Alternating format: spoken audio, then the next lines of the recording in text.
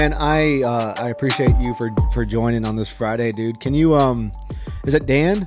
Daniel It's or Dan? Dan, and last it's spelled really weird, but it's Rochelle, Okay. like New Rochelle. Man, I was struggling, dude. I'm glad you said it. Don't worry, you're not the only one. Okay.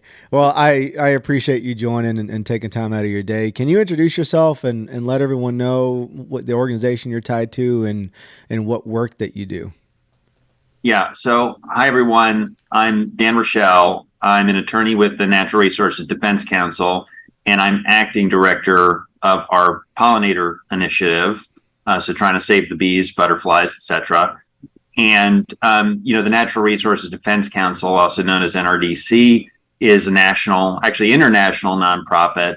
It's been around since 1970, and we work to protect the planet, all of the living systems associated with it, and a part of that is trying to protect pollinators. So a lot of your work, is it tied to agriculture, or is there another arm and leg that's part of the organization that y'all are focused in? So, well, I guess just to sort of set the scene, right? For the last couple of decades, we have been losing pollinators just on a huge, huge scale. And for folks who don't know what pollinators means right off the bat, bees are sort of your most well-known, but it's all sorts of other insects, butterflies, birds, etc. And these are the animals that are responsible for taking pollen from one plant to another part of that plant or to a different plant and allowing that plant to reproduce. About 80% of the plants on the face of the earth require pollinators to reproduce. So the fact that we're losing pollinators is super duper scary, because if we continue to lose pollinators, we might see the collapse of ecosystems. We'll also see problems with our food supply. 1 out of every 3 bites of food that we take comes from pollination provided by a bee or another pollinator.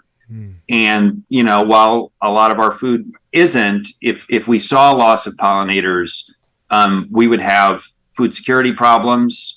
The food that we would have left would be a lot more expensive. We would lose a lot of our most delicious and nutritious foods, a lot of the fruits and vegetables, coffee, etc. So it's a big problem, and there are a number of factors contributing to that problem. There's climate change, there's habitat loss, there's parasites, pathogens, all sorts of things. But in particular, we focus on one class of pesticides known as the neonicotinoids, associated with sort of the sudden jump in those losses that we saw with honeybees in the mid-2000s. And those pesticides are used in agriculture. So the long way around of answering the question, those pesticides are used in agriculture, but they're also used all over the place: lawns, gardens, golf courses, pet products, you name it. And I can talk a little bit about why we're so concerned about neonics, but yeah, they're basically everywhere. This podcast episode is brought to you by Signature Touch. Signature Touch is veteran owned and operated, and it was started by my wife and myself with a mission to provide the highest quality, all natural skincare products made from ethically sourced ingredients. We have body butters, lip balms, and deodorants. And the best part is you could use it on yourself, and they're safe for everyone in the family, including your children. My wife's favorite body butter is Bernilla. It's made with bergamot and vanilla botanical extract. People say it smells like key lime pie. My favorite is Lavensense. It's made with lavender essential oil and frankincense. It makes your skin feel so nourished, but it's also good on bug bites and rashes. Check us out today. The website is OurSignatureTouch.com. Use code JLA to receive 10% off your first purchase. The website, it's OurSignatureTouch.com. Is glyphosate, that's kind of the big name that everyone understands and knows, Roundup, glyphosate, is that part of this family, or is that different? So glyphosate is different, but also a big concern, right? So glyphosate and neonics are sort of the big, like the two big groups of pesticides. So glyphosate is an herbicide, which means it's designed to kill plants. And neonics are insecticides, meaning they're designed to kill insects. Okay. And the concern with glyphosate is also known as Roundup.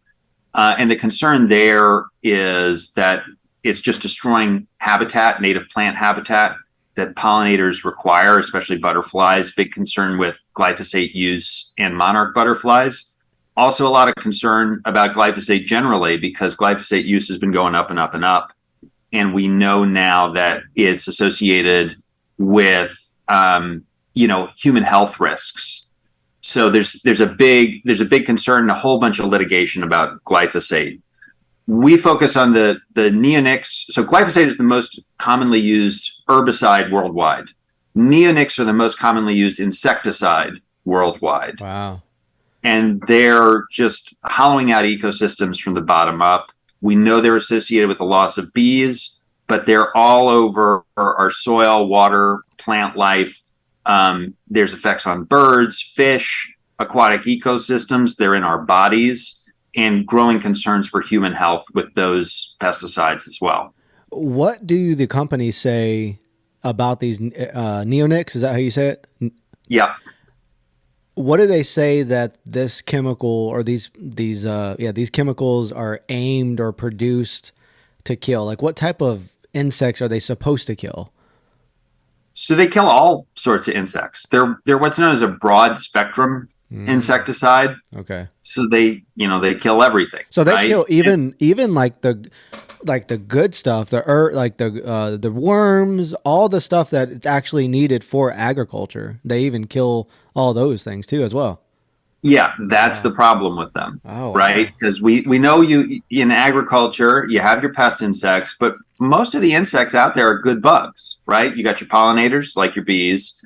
You got, your earthworms and other soil decomposers, hugely important. And you have the predators, right? The bugs that eat the bad bugs, right? That eat the pest bugs. All of those are really slammed by neonics. And actually, neonics are possibly the most potent insecticides ever created. Since their introduction, they've made U.S. agriculture about 50 times more harmful to insect life. Whoa. So just hugely, hugely potent insecticides. And to give you a sense of scale here, and I can talk a little bit more about this, one neonic treated corn seed, and I can explain what that is. One corn seed treated with neonics has enough active ingredient to kill about 250,000 bees.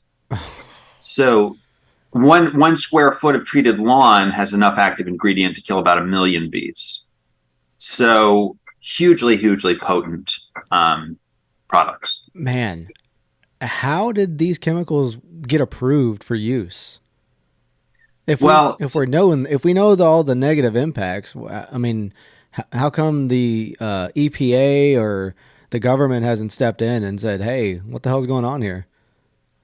Well, isn't that the case with every pesticide, right? I know. It's always after. It's always after the fact, right? It's like, okay, we'll review it if stuff happens. Is kind of the feeling I get. Like if there's negative impacts, if people are complaining about health issues, or if there's a lawsuit, then we come in and say, okay, let's review this. Is that kind of what happens?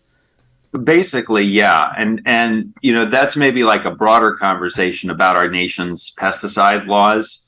The United States trails a lot of countries when it comes to protecting its population from pesticides. And there's even, dozens of pesticides that have been banned in China, but not here in the United States. And of course, Europe is ahead of the game usually. But yeah, the way our pesticide laws work is we allow pesticides to come onto market, to be used all across the country. And it's like one big science experiment.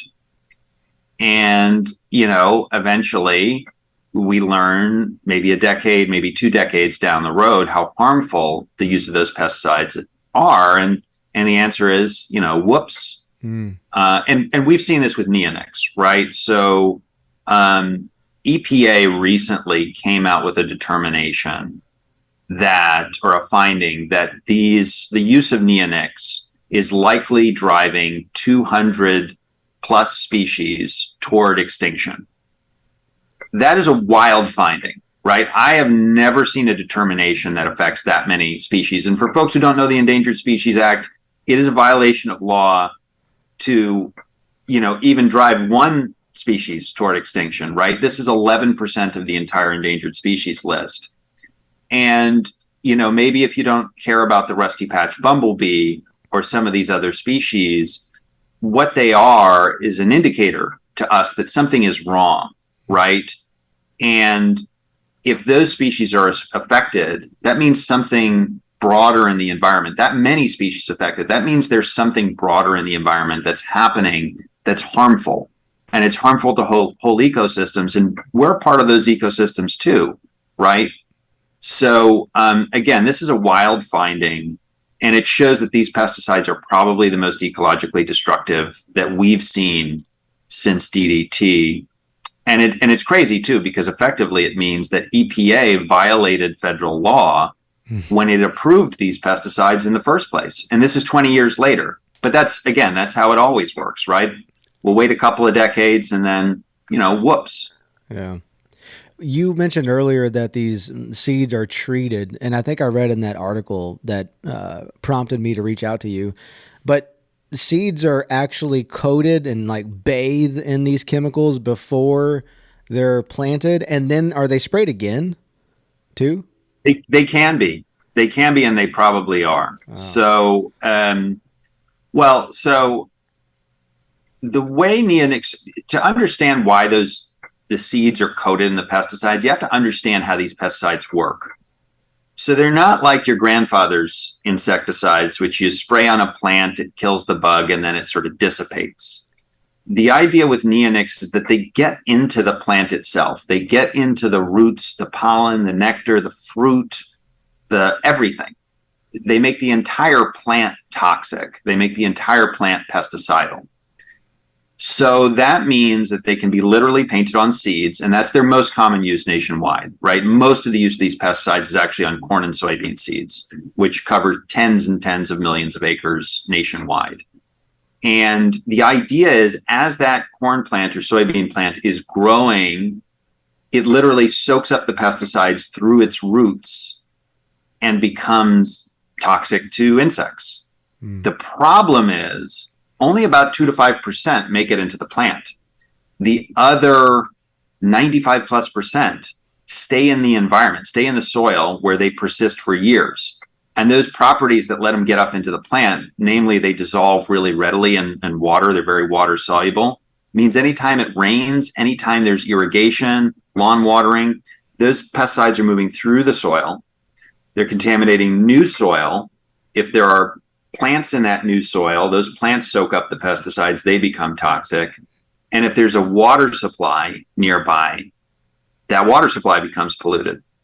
So we see this in water across the country. Streams nationwide, I think over half of them test positive for these pesticides. They're very commonly detected in surface waters in urban and suburban areas, actually, because actually the lawn and garden uses of these are approved at much higher rates per acre. So in a funny way, we think about these pesticides in agriculture, but we often see a lot of the water contamination in those urban and suburban areas. Like golf courses, huh? Golf courses, big users. Yeah. And actually, just anecdotally, this is not science, but I sometimes look at where we get big spikes in these pesticides in the water, and almost always it's a golf course. So that's a big concern, because chlorination treatment doesn't remove these pesticides from water supplies. So only certain types of filtration do, granular active filtration, and most water systems don't use that. So if your source water is contaminated, good chance that those neonics are going to be showing up at your tap. And also if you have fruit, right, treated with a neonic, produce treated with a neonic, you can't wash them off. Because the way they work, they're not on the surface. They're in the fruit, right? Or the vegetable or whatever. So you can't wash them off. And that's a big concern. So we see rates of these pesticides in people's bodies going up and up year over year. So CDC did some testing in 2015, 2016, found about half the American population has these pesticides in their body any given day. They test people's urine, right? People are literally urinating, byproducts of these pesticides. Yeah. A more recent testing of pregnant women in New York, California, and 3 other states shows that 95% of them had neonics in their body. And this was more recent. This is 2017 to 2020. And what's scary about that too is the study showed from 2017 to 2020, every year, both in terms of the number of people testing positive and also the levels in their body, those levels were going up and up and up, with the highest levels in Hispanic women. So what we see is that the amount of these pesticides is going up in people's bodies. Funny, we also see it in wild deer. There's studies showing that those levels are going up in wild deer that are tested too. So what's happening is, right, we have these pesticides, they're being used in the same areas year over year over year, 95% staying in the soil. That's causing a buildup of toxicity in the soil that's expanding every time it rains, getting into everywhere. And what you have is sort of this ubiquitous contamination that's continuing to build up. And we first saw that with the bees, right? The bees, when they started dying, canaries in the coal mine, endangered species, right? Canaries in the coal mine. But something bigger is going on that's affecting the whole environment, basically hollowing it out from the bottom up, and is also affecting us and our bodies. What does the science or literature show about how these chemicals affect the human body and what they're doing to our bodies? Is there any good research showing that? So I think it's helpful first to know how they work, right? So like, how does a neonic affect an insect? How's it designed to work? So without getting too technical, they attach to insect nerve sites and they stimulate those nerves, but they don't let go. They attach to insect nerves and they don't let go. And so they keep stimulating and stimulating and stimulating that nerve until that nerve fails and dies. So if you've seen a bee that's been poisoned with neonics, oftentimes that bee will start to twitch uncontrollably and then become paralyzed and die. So we know the idea with these pesticides were that in insect bodies, the nerve sites that respond to these pesticides are more distributed through their bodies in insects than they are in people, which is true. So insects are way more sensitive to these pesticides. The problem is we have these same receptors in very critical areas of our brain and central nervous system. So we have a lot less of them per capita or per ratio wise, but they're in very sensitive places. And the problem with any neurotoxin like lead, like mercury, is that there may be no safe level, especially when it comes to childhood exposures. And what we've seen with the health studies with neonics, and they're limited, right? Because neonics are relatively new. We don't have the same information for neonics that we have with lead, mercury, or even older pesticides. But what we see is neonic exposures in the womb associated with higher rates of birth defects of the heart and brain. We see autism-like symptoms. We see cognitive impacts, cognitive deficits. And then in adults, we see a whole host of neurological symptoms from being exposed. We see reproductive effects, decreased testosterone, impacts on sperm. And this is also matched by what we see in animal testing, right? I mean, with people, you can't just give pesticides to people and see what happens, right? You just can't do that. So it's a little harder to know what's going on. But with animal testing, we know that neonics are associated with like thinning of the cortex. As a scientist friend of mine used to say, you can't ask a rat how he did on his second grade math test. So sometimes we can't get perfect information from animal testing. But when we start to see changes in the brain, right, physical changes in the brain, that is a scary sign. And we see that with these pesticides in the animal testing. There's also a good study on neonics and white-tailed deer. So this is a study that comes out of the upper Midwest where hunters were starting to see weird things going on with the deer, right? Weird things going on with their jaw, organ sizes, and they thought maybe this has something to do with these new pesticides. They did a controlled study and they found, lo and behold, that neonic exposures in the womb were associated with higher rates of birth defects, congenital malformations, a deformed jaw, weird things, again, going on with the organs, and higher rates of death for exposed fawns. So if you take all of this holistically, including the EPA reports, right? We have a lot of reports from EPA, hundreds of reports of people being poisoned with these pesticides, and again, sort of neurological symptoms, in a few cases, death. We have thousands of cases too of pets. Actually, they use these in pet collars, of pet deaths. USA Today did a good piece on that. We see those pet deaths associated with these pesticides.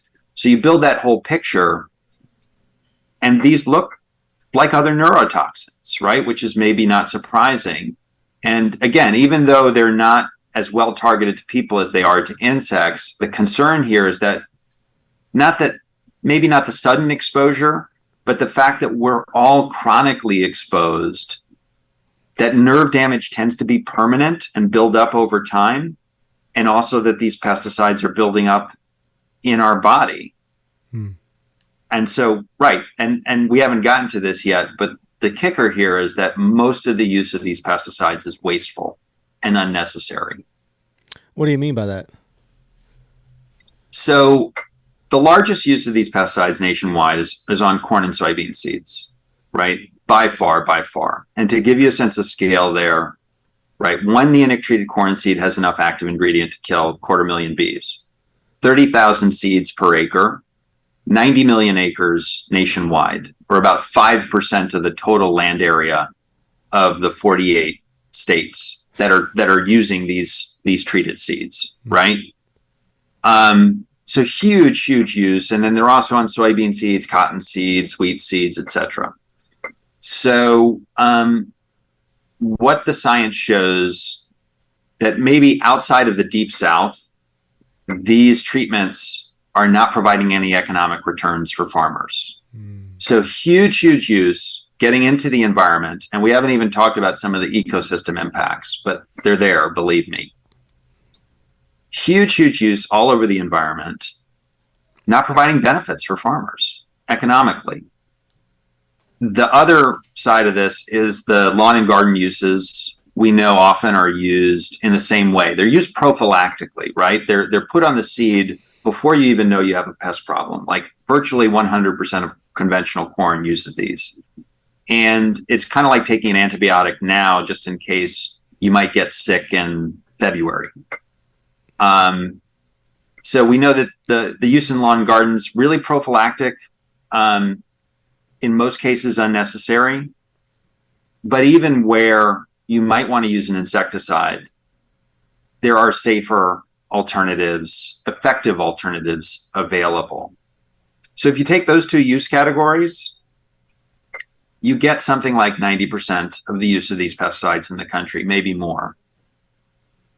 And that's sort of that's what makes it almost criminal, right? It's that we have these impacts, right? We have these risks, and nobody is benefiting except for maybe the chemical companies who obviously make money selling these pesticides.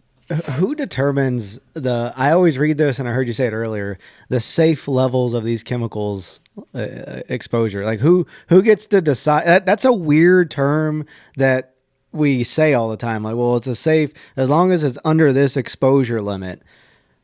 To me, that's very hard for me to wrap my head around, because I'm not going to go drink. I'm not going to physically just drink that, right? Like, it'd be the same thing. To me, it's like the same. I'm not going to poison myself because, but it's under this level. Like, to me, that's wild. Yeah, and the thing is, we have a harder time, especially when it comes to neurotoxic stuff, right? We have a harder time determining what that level is. And we don't have to get into the weeds. So EPA decides that when it comes to pesticides is the short answer. Okay. And how they do that is complicated. And there's problems with it, right? But one big problem is, we know when something like immediately kills something, that's easy, right? We can sort of see that in the animal testing. When it's that quick impact, we can say, okay, that's unsafe. Yeah. But, and neonics are a good example of this. What happens with pesticides where you're going to see those impacts over 20 or 30 years? What happens with neurotoxic pesticides, right? That are killing nerves that are not coming back, but you're not going to see the effect of that until it accumulates over time. Right. We're less good with that. And that's one reason why, with neurotoxins, like again, lead, mercury, you might have heard the expression, there's no safe level, right? No safe level, no safe level. And that's probably a lot of pesticides. And, like going back to glyphosate, right? We're seeing all sorts of problems with glyphosate now. These were pesticides that were determined to have this safe level. And now we see these chronic problems associated with it. So, look, at some point, it is a dangerous world, right? We do know that there are all sorts of things that are approved that are not completely safe for us, including automobiles, right? Yeah.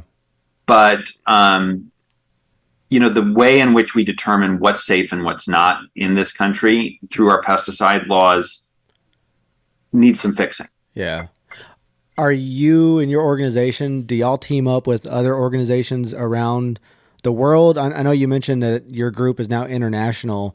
Are y'all making headway with collaborating with other groups in other countries to kind of leverage those government regulations that Europe has into the United States? We actually don't have a European office. We have an office in China, an office in India, and I think on pesticides in particular, so much of it is controlled at the federal level or at the state level that, we use examples from other places as, like an illustration, right? To try and persuade people. Like, for example, Europe got rid of most neonics 10 years ago. And, we hear these days, well, if you get rid of these uses, even though the science says they're not providing any benefits, we're not going to be able to grow food if you get rid of them. The sky is going to fall. And we can say, well, in Europe, they got rid of them and they still grow food. Mm-hmm. And in Canada, they phased them out about 5 years ago. Still food in Canada, still things, So we can do stuff like that. We can use examples from other countries. But the way the law works, there's no like international body that determines how pesticides are used, or no like international agreement. So we're working usually at the federal or the state level. Do you think it's just so corrupted that it's hard to make any meaningful change because these companies are kind of in the back pockets? I don't want to be like too conspiracy theorist, but that's kind of what goes on in my glass is half empty head is like, these companies are probably big donors to the right people, and it's just hard to make a change. Are you experiencing any of that? Or, oh, yeah. Yeah, for sure.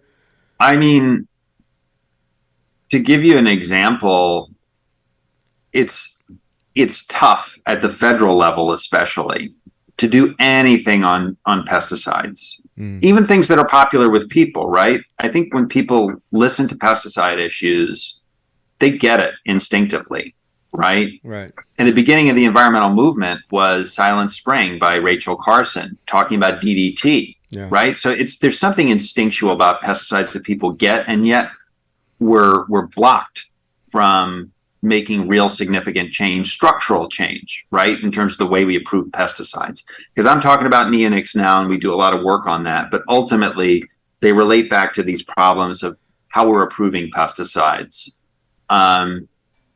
So yeah, that's absolutely true. The chemical industry, your listeners might not be surprised to know, is very powerful. They have a lot of money. They donate to political figures. Yeah. And, they reap the benefits of that. And it goes a step further, though.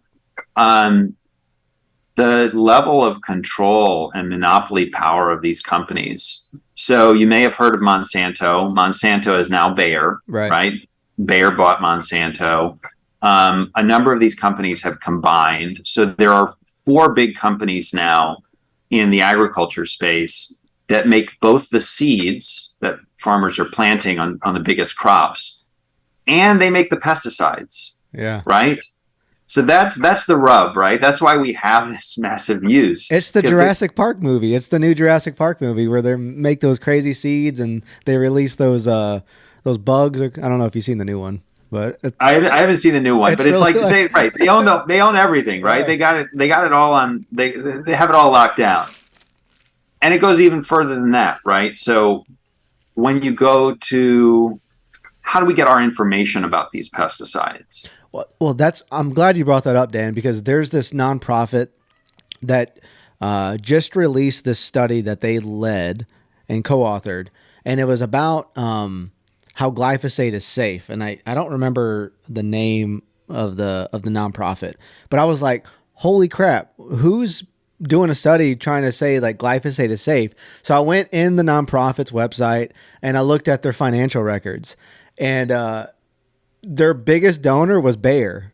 And I was like, okay. Surprise, surprise. I was like, okay, but the average person probably wouldn't go that extra step. Like I'm obsessed with this stuff, so I want to know. So if the average consumer though would just see that and I'm like, oh, well, why is everyone making a fuss about glyphosate?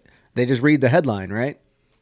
Yeah, yeah. They read the headline and the amount of money that these companies are able to put out there. So just starting at it's at every level really. So the way pesticides are approved in the US, EPA asks if you want to register a pesticide, you go to EPA, say, hey, can I register this pesticide so I can sell it? EPA says, okay, great.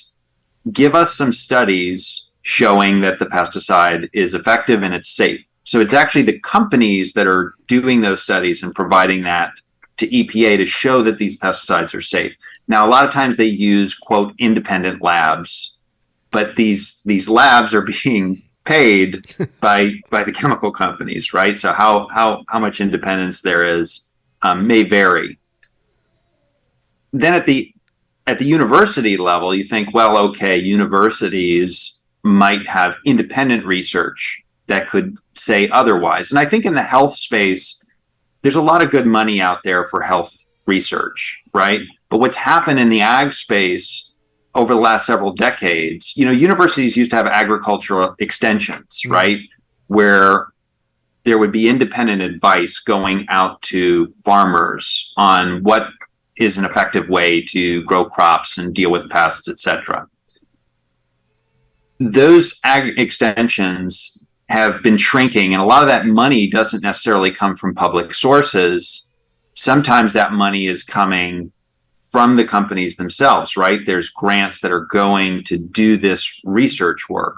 So even in the academic space, a lot of researchers are afraid of doing research that might upset chemical companies because that could interfere with their ability to get money for research for all sorts of other things. And then, of course, at the state level or the federal level, to the extent these companies have influence over where those federal dollars are going, that's another layer of influence. So at every step of the game, there is industry influence, industry money affecting the information that is out there and that is available. And they're very, and then they have these nonprofits, right, that they fund secretly and they do these reports. So there's, at every step of the way, there's that influence. It's almost, it's daunting, man. It's overwhelming, I guess, if you are constantly looking into it. Now my Google feed news is feeding me all of these negative articles about glyphosate, plastic waste, and all this stuff. So it could be pretty overwhelming for the average person. We kind of hit on it a little bit, but I wanted to bounce back to how these neonics impact the environment. What are they doing? Because I imagine they're getting washed off into the waters and they're affecting the fish and coral reefs. What does the latest research look like in regards to the ocean life? Yeah, so we talked a little bit about right. We talked about the human and sort of effects on mammals. But, bees are our example on the insect side. So invertebrates, right? Anything without a spine. Right. And these are super toxic to those species. It varies species by species, but they're much more toxic to invertebrates. And because they're so widespread in the environment, they're essentially hollowing out the environment of invertebrate life, right? Of insect life. And most people would think, well, okay, I don't really like bugs anyway. But for better or for worse, bugs, invertebrate life is sort of the base of ecosystems. So most birds, for example, require insects as part of their diet, at least to rear their young in order to survive. So we've seen the use of these pesticides linked to mass losses of birds and bird biodiversity across the country and in other parts of the world. So eventually, right, you have these, you're hollowing out the ecosystems. Basically, animals are losing their food, and that has ripple effects. So we've seen those effects with birds. We see those effects with fish, too. There was a good study come out of Japan, and this is a rare study because it was a long-term study that started before neonics were used widely in the environment. Now they're so ubiquitous in our environment, we can't really have like a before and after, right? We can't get that clean control. But this was a study in Japan. They were looking at zooplankton, which are basically water bugs, and it found that in 1994, the populations of the zooplankton just went like this, and at the same time, all of the fish that ate that zooplankton, they went down as well, and basically it was the collapse of an otherwise sustainable fishery. They didn't know what was happening at the time, but later they connected that to the introduction of neonics in nearby agriculture. So that's one big effect, right? It's the hollowing out effect. And I think most people don't notice this, but for your viewers who may be old enough to remember the early 90s, and if you were driving around a rural area at that time in August, you'd have to turn your windshield wipers on, right? Yeah. Whether it was raining or not, just to get all the bugs off your windshield. Think of when the last time was that you had to do that. That's a good point. My wife and I were just talking about that because we drove out to West Texas, and from the Houston area out towards like Abilene, you don't have to do that. Just within the last 7 years, you don't really have to do that. It's not a thing anymore. That's the visible face of what's going on. And, people have called it like an insect apocalypse. And again, there's multiple causes, right? I'm not going to say climate change isn't a problem. It is a problem. Invasive species are a problem. Habitat loss is a problem. These are all problems.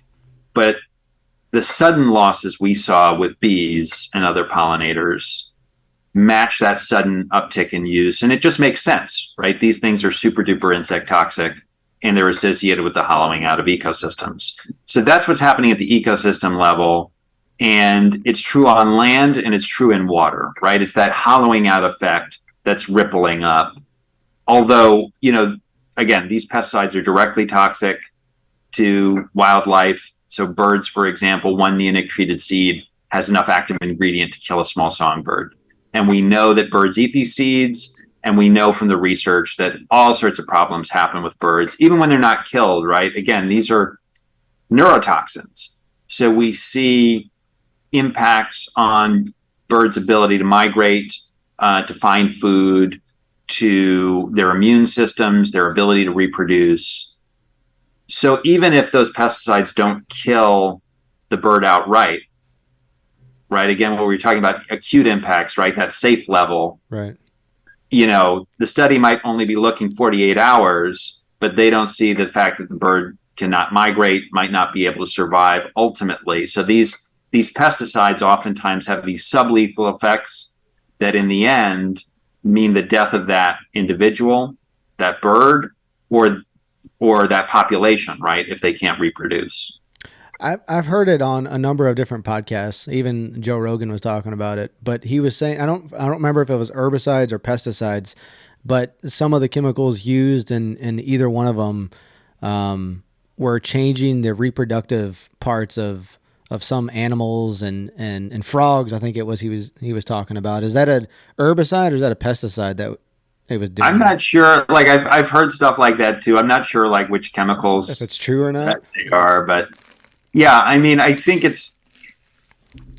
bees were sort of our canary in the coal mine for neonics, and I think neonics are sort of our window into what's happening, and glyphosate too, right? A lot of people talking about glyphosate. They're a window into what's happening with chemicals in our environment more broadly. A lot of people talking about PFAS these days too. We're just sort of needlessly using really harmful chemicals, and they're building up in our environment, and they're having all sorts of unintended consequences. And, look, we live in a modern world.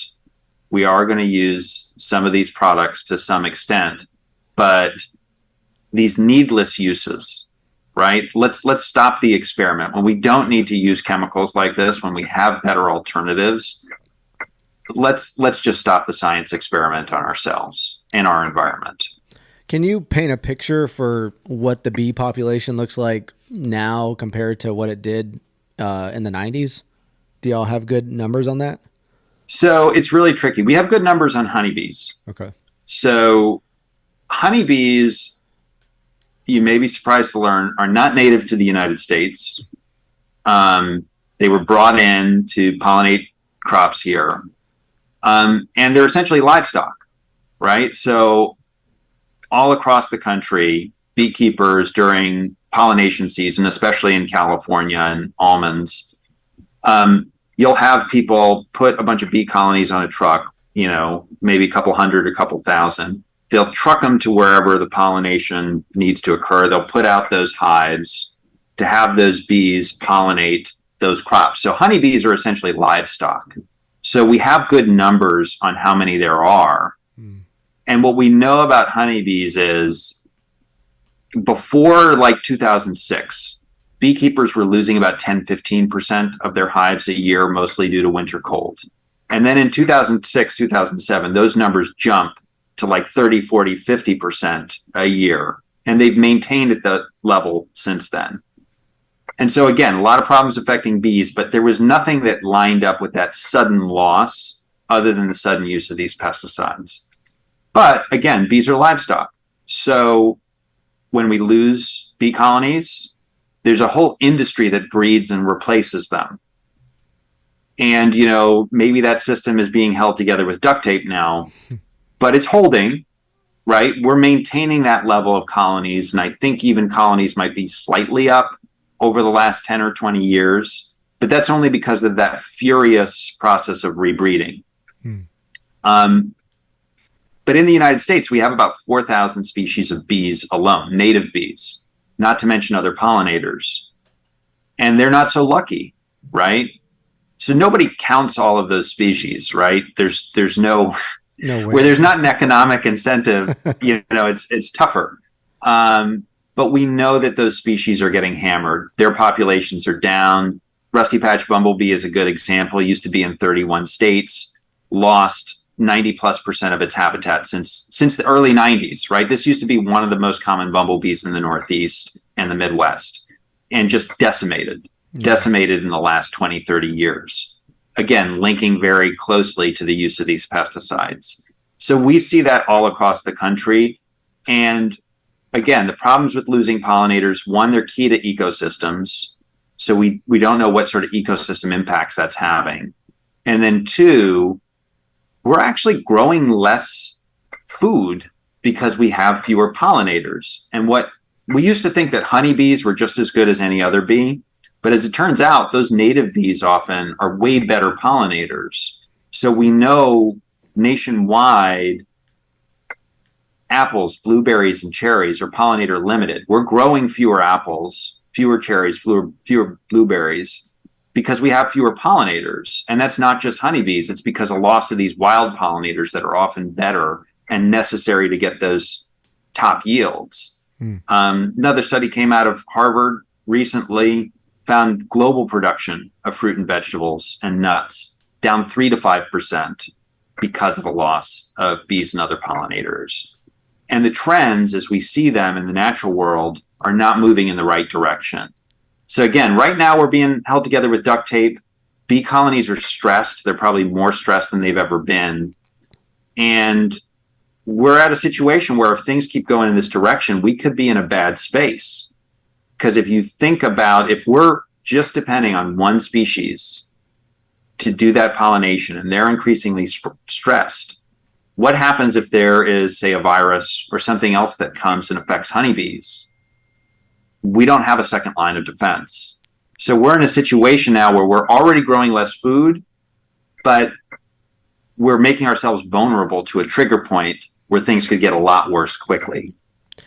Is your organization working with, industry experts on promoting sustainable agriculture methods, like regenerative agriculture is a buzzword, or agroforestry agriculture? Do y'all, because in those types of agricultural practices, it's very much no pesticides, no herbicides, no tilling or minimal tilling, minimal soil disturbance and all that stuff. Do y'all work with those types of folks? So with the whole movement, I mean, I'm speaking from the pollinator team. We also have an ag team, food and ag team that works in that space, in the regenerative agriculture space. And it sort of all links up together, right? We want to improve that soil health.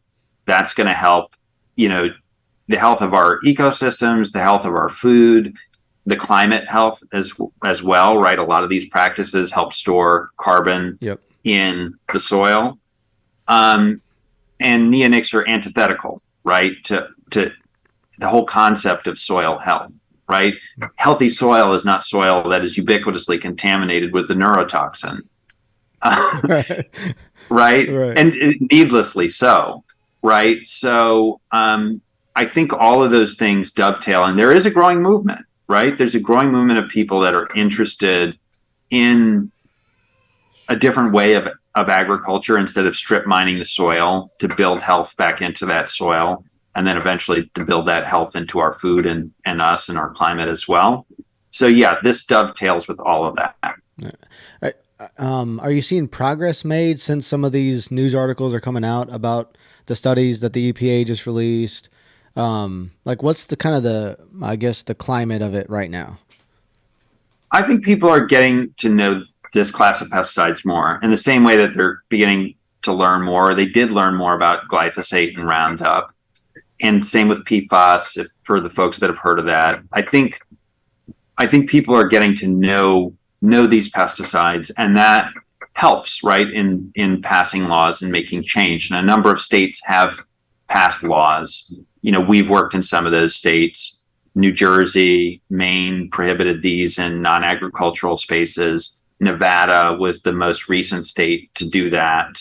And in New York, the state legislature just passed the Birds and Bees Protection Act, which prohibits these uses, not just in those lawn and garden uses, but also on the corn, soybean, and wheat seeds, which is a big, big deal. Again, they've dealt with this in Europe. They've dealt with it in Canada. United States, a little behind the ball. So New York would be the first state to address that treated seed use. We don't know yet whether Governor Hochul will sign the bill. We're hoping that she does.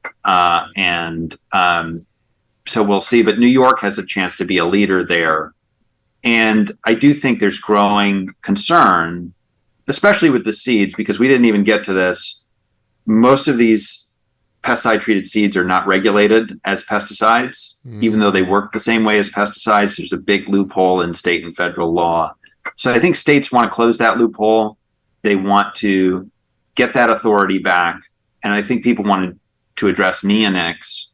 So I feel optimistic there. On a larger scale, again, what we see with neonics is symptomatic of a broken system that allows pesticides to be used all over the place before, we really know how harmful they are. And are we going to make those bigger changes?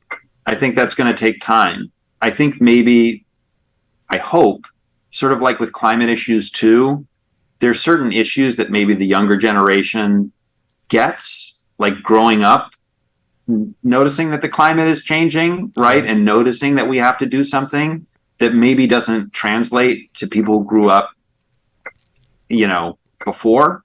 And I'm hoping the same is true with pesticide reform. I'm hoping at some point we can do something structural that's going to help the system in general. But right now I'm not holding my breath. This sounds really silly, but is there a better name than neonics? Because like glyphosate, that sticks in, it's like Roundup. Like we know that it's very, it's in the news and people see it and they can tie it to a product. So are there any brands that people can be aware of, like to stay away from neonics? Yeah. So they're all over the place. So, neonics are out of patent now. So that means like a number of different companies produce them. Oh. Bayer had one of the original patents. They used to go, so the most common lawn care products used to be Bayer Advanced. Now I think that is Bio Advanced. And, you also see them in pet collars. The Seresto pet collar had neonics in them. But, unfortunately, they go by so many different names. There's not like one. It's not like Roundup. It's not right. Okay. Yeah, that's unfortunate because that makes it hard for people to grasp onto it because like neonics, that name, like the full name is even hard to say. It's a mouthful to say, right? What is the full name? Neonicotinoids. Yeah. It means new nicotine-like substance, and that's actually how they work, right? This receptors that they target in our nerves, same ones that respond to nicotine. Yeah. Yeah, and it gets even worse, right? So, like, if you wanted to know whether your lawn care product had a neonic in it, you'd go and you take that product, you'd look at the pesticide label, you wouldn't see neonics written there or neonicotinoids. Neonicotinoids is just the class of chemicals, right? There's actually 5 different chemicals that are used: imidacloprid, clothianidin, thiamethoxam, acetamiprid, and dinotefuran, if folks can remember that. Dude, how long did it take you to learn all those? It took me a while. It took me a while to be able to like spay it off. But like you're gonna have to, if you want to know whether you have a neonic in your lawn care product or your pet product, you're gonna have to know those 5 chemical names. You're gonna have to look at the label and recognize that chemical on the label. Do you think these chemical companies strategically name these chemicals like that? That way people don't remember them? That's a good question. They make it so hard that it's like, oh, I guess that's okay. It's an ingredient and it's on this product, so I'm sure it's safe. You think they do that on purpose?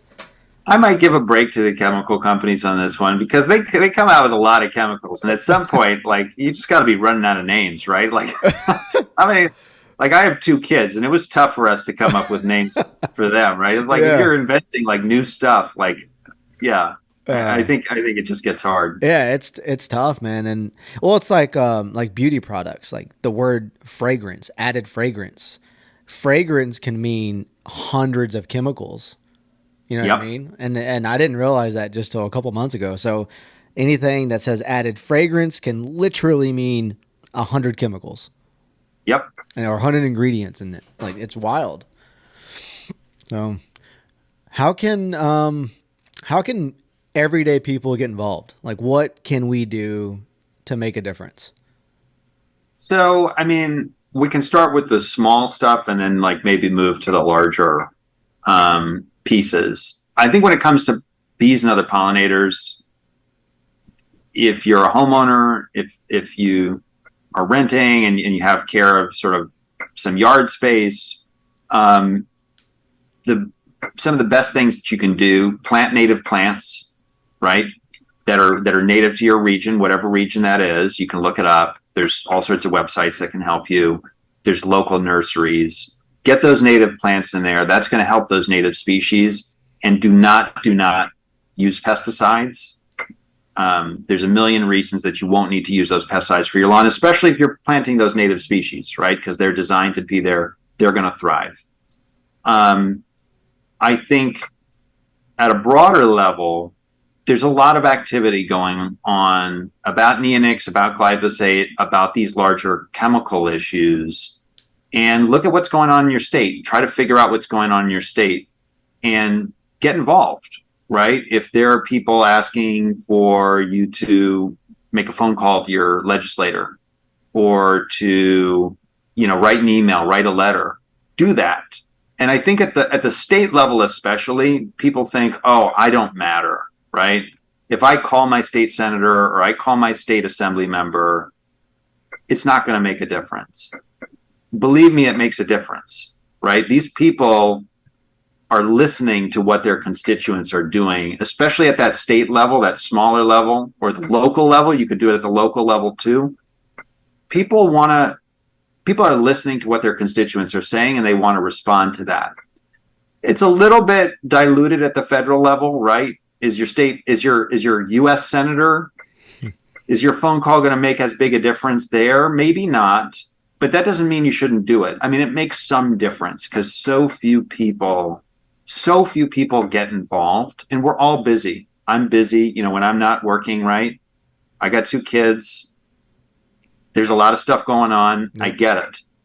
And they understand that too. But that's why when you make that phone call, when you write that letter, people notice it, right? Your elected representatives notice it. And that makes a difference. I appreciate it, Dan. I appreciate all the work that y'all are doing. And do y'all have an active social media presence? Yeah, NRDC is on Twitter, so you just and all of the social media platforms. Okay. So definitely look us up on that. Awesome, man. Well, this has been fun. It's been really eye-opening and very informative. So I hope to motivate people and hopefully make a difference, man. Yeah, totally. Well, John, thanks so much for having me today. Absolutely, man. You have a good afternoon, and I appreciate your time. Yep, you too. Thanks, man.